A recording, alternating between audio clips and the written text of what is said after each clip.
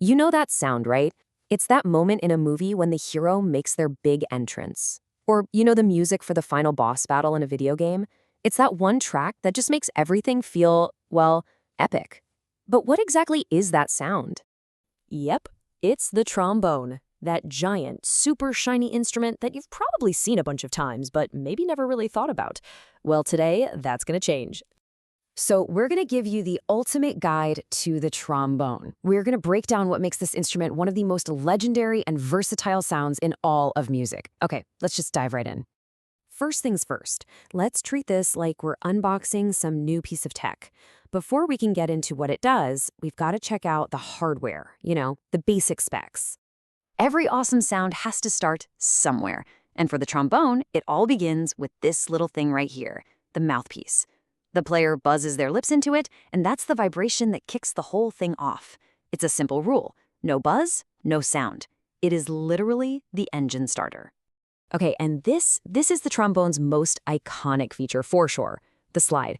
I mean, unlike a guitar with its frets or a piano with its keys, the trombone has this. You can think of it like a joystick for pitch. You aren't locked into certain notes. You can just glide super smoothly between them. It gives the player this amazing fluid control. And finally, you've got the bell. So if the mouthpiece is the engine starter, the bell is the high-end speaker system.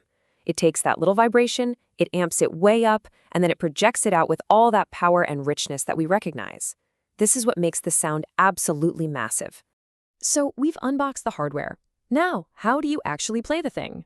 Well, it's basically a 3-step power-up. And don't worry, the physics behind it are actually way simpler than you'd think.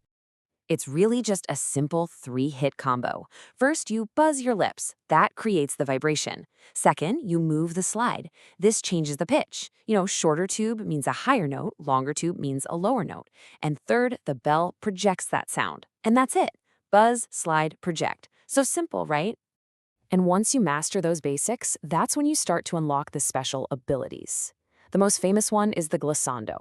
That signature, super smooth slide that no other instrument can really do in the same way.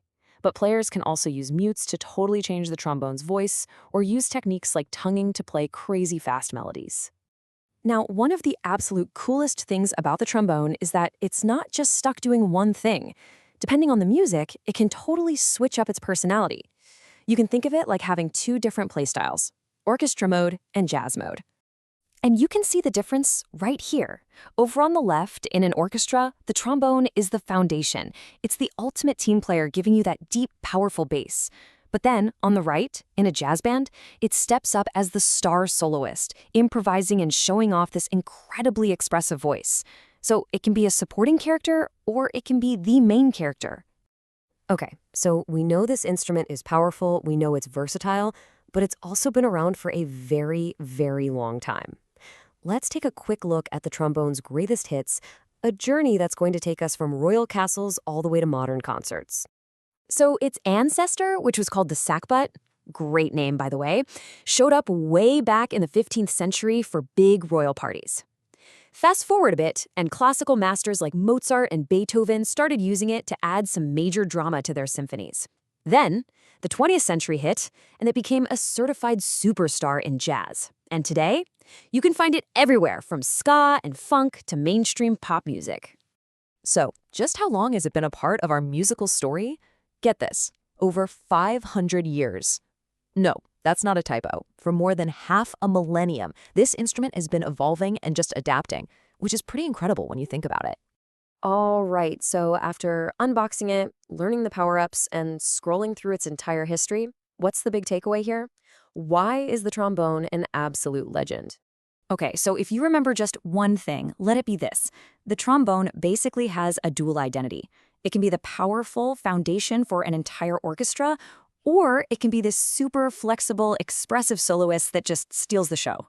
The fact that it can be both a team player and a star is what really makes it a legend.